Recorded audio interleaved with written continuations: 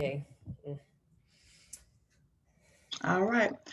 Hello, welcome everyone to Talk Girl Tuesday. I am your host, The Rain Young, and this is a platform where we uplift female business owners, shine a spotlight on them and their businesses, and encourage them to speak when they have something to say. Today we have Ashley Wynn-Grimes with Cannabis Nursing Solutions. Welcome, Ashley. We're so glad to have you today. Hey there. Thanks for having me. I'm so excited. I'm glad you're excited. I'm glad you're excited. So tell us a little bit about yourself. So I am a mom. I am a nurse. I've been a nurse for over 12 years, and I identify as a cannabis nurse. And I've been doing this in this area in this arena for the past like 2 or 3 years now. Um, and I guess what I've been doing within it is I've been educating nurses. So I developed a CEU course for nurses where they can get contact hours, and I can do consultations with patients. I've written a children's book called Ace's Medicine about medical cannabis for children. You know, I just kind of been out here just trying to tell everybody about it. I'm the chairman and I guess now the director, executive director for a nonprofit here, advocacy nonprofit here. So just kind of moving and shaking and trying to make some change and look out for the patients and making sure they get everything they need. If they need cannabis for their illness, if Mhm. this is a medicine, we need nurses to help. So let's go deeper into what exactly is cannabis nursing solutions. Because, like, when I heard cannabis nurse, I was like, wait a minute, what? You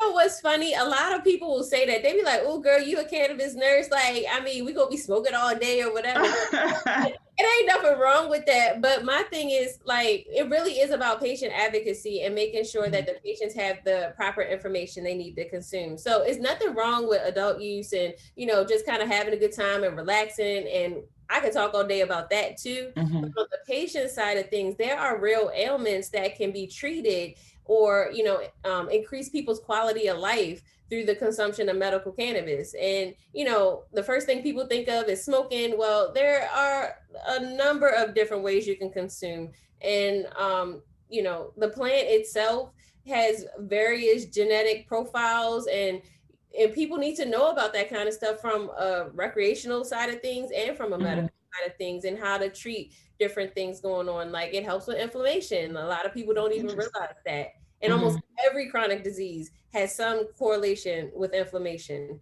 Stress Mhm. in and of itself is a direct correlation with almost most chronic diseases. So, just being able to identify what the ailment is, being able to understand the pathophysiology, which is basically the disease process, and then tying it into how the plant could possibly help somebody enhance their quality of life is pretty much what I do. Okay, now I heard you say it was different ways to consume cannabis. What are some of those ways You can, besides smoking? yeah, so everybody knows smoking, but you can smoke, you can vape, right? And then of course you Mhm. got like bongs and all that kind of stuff out there. But then you have tincture. You can put tincture under your tongue. You can ingest, like, eat cannabis. So Mhm. you heard of edibles, and a Like lot of edibles. people are scared Okay, yeah. of edibles. Uh-huh. I hear a lot of bad stories about those edibles, but if you do it properly, there is you can achieve medical benefits through like eating it. And then Mhm. there's like suppositories, there's sprays, there's what are they called? Bath bombs. There's, I mean, Bath bombs. yes, girl, yes. Hmm. I'm learning a lot right now because, see, this is not my arena. So this is also okay. Wow. Carry on. Bath bombs. What else? It's just so much stuff out here. A lot of it here in a lot of the medical states, you won't have as many Mhm. options, but they have tab linguals. You can stick those under your tongue and let those dissolve. Like, I mean, the list goes on, and people are getting more and more creative with this stuff. As the industry is blooming, they have inhalers for discretion, and like, just the list goes on. So, all of that being said, they all interact with your body differently, based on how it's absorbed through the body. Mhm. Like topicals, for example, they don't even hit your bloodstream. It goes through the first three layers of skin, And so you don't even have to like have that psychological or the psychoactive effect that you would if you decided to smoke it or some other way. So and good results as far as like skin disease, psoriasis, anything that like eczema, it can help with this skin in that way. So yeah, it's a lot of ways This to is mind blowing. Okay, so tell me, what has been the best experience thus far for you since you joined this industry? just meeting people has been very rewarding. So I guess just a little bit of about me. I never could, well, I'm not gonna say never, but I didn't consume before I started getting into this. And even now I microdose with CBD. So I'm not like a hardcore consumer. But at the end of the day, like some of the stigma, I didn't even realize I held within myself until I started meeting and interacting with different people within the industry. So and Mm-hmm. everybody has been super welcoming, super supportive. It's a very small niche in and of itself, and then like Mm-hmm. the nursing side of it is even smaller than black nurses, even smaller than that. I'm So sure.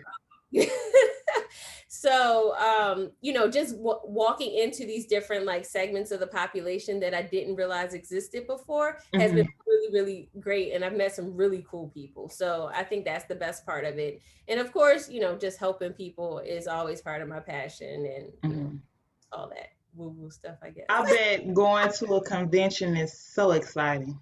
Do Oh, y'all get samples and all of that yes, like I get samples all stuff? the time. Like it's crazy. I can only imagine. You might need to take me as a guest one time. So where are you located? I'm in Maryland. Maryland. Okay. Okay. And how long have you been in this industry? So it's been about like 2 or 3 years. 2018. It was the end of, yeah, so like 3 years now. Hmm. What has been the hardest part? Um, my personal, like my own personal growth and struggle. So I kind of Hmm. mentioned like that stigma that sits that I didn't realize existed. Like I thought I was all in and I was like, I'm good. But then like Hmm. sometimes I'm like, oh, but wait a minute, that though, I found myself kind of thinking those things. Uh, Hmm. but as time has progressed, and even just telling people about my business has been a challenge too. So Hmm. it's been more recent where I've come out more on my personal side, like telling more Hmm. people about my personal business. And a lot of it was due to writing this book, um, Hmm. because I need to tell people about the book. And in order to tell people about the book, I got to tell them about my business and how it came to be. So, that was kind of a hurdle because for so long, you know, I feel like I box myself in as like this certain person or this persona that the world found acceptable, like Hmm. I don't know how you feel about your hair, but like my hair was a thing, you know what I mean? Like when I decided to lock it, it was a thing. So like to talk about cannabis, that's a whole bigger thing Hmm. because you don't want the world to look at you and be like, oh, there go that black girl doing X, Y, and Z and all the assumptions that are associated with it. Hmm. Um, yeah, that's probably been the hardest part of it. And just watching myself evolve has been kind of crazy. What are some of the main stigmas that you have encountered or ran into? So a lot of people I've heard people say like it's a gateway drug. I've People, heard that. yeah, and they'll debate me on it. They'll be like, girl, why are you doing that? That's a gateway drug. Or like, I'm passionate Hmm. about my fellow nurses and them being allowed to be patients. Hmm. So, they'll be like, well, you can't come to work intoxicated because you got THC in your system. It don't work that way. It just Hmm. don't work that way. Like just because it's in your system does not mean you're intoxicated. Um, Hmm. uh, I don't know. It'll cause cancer. In fact, you find out that people actually it slows down the growth of cancer cells. So it's just a lot of that stuff. If you grew up in the 80s and 90s, it was that war on drugs. It was the, this is your brain on crack kind of thing or on drugs thing, Yeah, I remember those ads. right? So, You're making us look old. right. Listen, honey. So now I have a question. So for someone that works somewhere where they are drug tested, Hmm. this would be an issue for them, right? Yeah, unfortunately. Mm. So it Unfortunately. would be the same as if they were to just go get weed from the weed man and smoke it, right? It would be equivalent. No, the weed man, you don't know what he did to that weed. You're right, but I'm saying as far as being drug tested at work, it still would show the same way. Yeah, it'll show up in your drug test. So the way a lot of states work, from what I hear, it is an at will employment. So Hmm. your employer does have the right and can drug test you if they choose Hmm. to incorporate that into their policy. What they can do is drug test everybody. They cannot like identify you as a certain. Single you out. Yeah, yeah, it can't be like, Hmm. okay, you look like you smoke weed, so I'm gonna test you. That's where that goes wrong. So if they drug test Hmm. everybody across the board, that's something that they are allowed to do by law. But like I mentioned earlier, even though you drug tested this person and you found them positive for THC, that doesn't mean that they're intoxicated, because THC can sit in your system, sit in the fat cells for over, up to and over 30 days. So, Hmm. 30 days ago, I might have consumed whatever, or by accident. Even like CBD has very small trace amounts of THC in it. Uh-huh. Um, and that can show up in your system. Up to 30 days. So it's very interesting. I'd like to see where we saw federal legalization, so that way some of these practices can be more in question and we get support. From a personal standpoint, my mission is to kind of change that within the healthcare system, uh, Hmm. by talking enough about it and learning enough about advocacy and policy to make a change. So yeah, just be careful if you do choose to consume, especially if your job is your livelihood. Like I'd hate for people to go out here and be like, weed's legal in my state, and then you can't have a job because you done smoked or ate or. So, so does CBD give you the same effects as um cannabis? So I usually explain it like this. So CBD and THC are both called cannabinoids. Okay. So CBD is one type of cannabinoid, THC is another. A lot Hmm. of times people look at THC as if it's something totally different from CBD. And then there are also over 100 different cannabinoids that Oh exist. Lord. Right. Okay. And I'm trying barely to get talked about.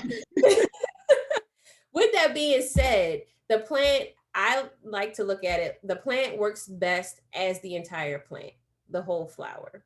But what is sold to you online and what you find in other places is the isolated CBD molecule that that is legal for you to consume based on the recent farm bill that came through. So, or a couple years ago. So, all of that being said, no, it doesn't have the exact same response as THC. hmm It doesn't have that psychoactive effect, although sometimes people do feel minor changes. They might feel more relaxed. They might feel like sleepy or, whatever. hmm But you don't necessarily get that head high. Um, but some people do like because if you get the full spectrum CBD, you might have a response if you're sensitive to the small amount, the trace THC that's in it. So everybody's really different. I hate to give blanketed advice about like what you will feel or what you won't feel, because hmm sometimes you just feel something different. This is just so interesting. Okay, so tell me who would be your ideal client? Um, so personally, I like dealing with like general women's issues, or not GYN issues, but like just everyday issues. Like that's what I personally feel passionate about. I've Hmm. worked in adult health, so I do understand patho and I can work through almost any situation as far as like just kind of guiding them on their journey. The thing of it is, it's very personalized. Mhm. So what I would do isn't necessarily prescriptive, meaning like I don't tell you what to do. I give you suggestions and advice, and then we come up with a plan together as you try and figure these things out.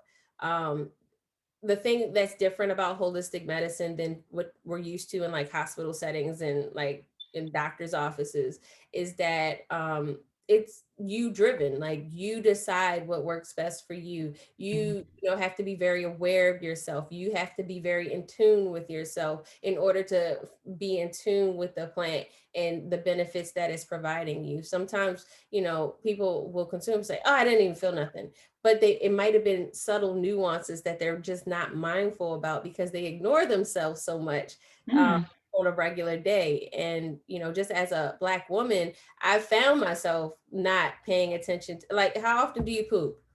I couldn't answer that question a couple years ago. So, and I know it's a lot of other people that have felt the same. So if you can't even identify how often you're pooping, is no way you can really be in tune with yourself enough to know how that plant is resonating with you. So with all of that being said, the ideal client would be somebody who wants it, wants to put the work in with it, you know, and is able to practice mindfulness, because it goes beyond just the plan itself. It's, Mhm. you know, a lot about exercise and eating and doing different things to help balance what we call the endocannabinoid system. All right, you have taken me to school today. All right, well, we're almost out of time. Is there anything else you want to tell us? Yeah, so if anybody out here listening, if you're interested in purchasing Ace's medicine, it's about a little boy who is a medical cannabis patient who gets bullied. Um, and it's a conversation starter for your kids, for the adults, is in the simplest language. Um, so if you're interested in that, Cannabis Nursing Solutions LLC.com. I have two Facebook groups. If you're a canna mom and kind of been undercover, we talk about whatever it is that you want to talk about in that group. So if you just Google Canna Mom, it's a private group. I'll accept you. Just answer the questions. And then I also, if there's cannabis nurses out there who are interested in getting the CEUs, you can find me at Maryland Cannabis Nurses, or you can go to the website and you can find my email on there. I think, anyway, cannabis nursing solutions at gmail.com. Okay, that was my next question. How could everybody connect with you? But you already answered it. So that brings us to game time, and we're Oh, going to play a game called Quick 10. And man. so I'm going to ask you 10 questions, and you have to answer as fast as you can with the first thing that comes to mind, okay? You cannot think too hard. You ready? All right. Okay. The best smell ever. Hmm. You're thinking too hard. You this failed already. The best, right, this instant right here is what white. is it? It's called what? White sage? Mm, Oh, yeah, I like that. Okay. Uh, your favorite vegetable. broccoli. Best store ever. Nordstrom's. Happiest moment you've ever experienced. My birthday. Dream vacation. Jamaica. Summer or winter. Summer. Biggest fear. I ain't got one of those. Everybody has okay, we're gonna let you skip. Favorite quote. Um, be you, be free. Biggest life goal. Be free. Sugar and grits or salt. Do either. I'm good with either. Like I'm a Either. Southern girl at heart. I can do either. You say you're what at heart? Southern girl. My family's from down south, so like Hmm. they would do. You go one house, it'd be sugar. Go to another house, it'd be salt. So I was cool with either. I just don't see how people eat grits without sugar, but okay. Well, that's our time. Ashley, I want to thank you for coming on. This was so very interesting to me. Thanks for having me. I'm glad I could be helpful, and I hope I helped somebody learn something new. So that's why I'm here. All right, everybody, check below for the links to connect with Ashley, and we thank you for tuning in.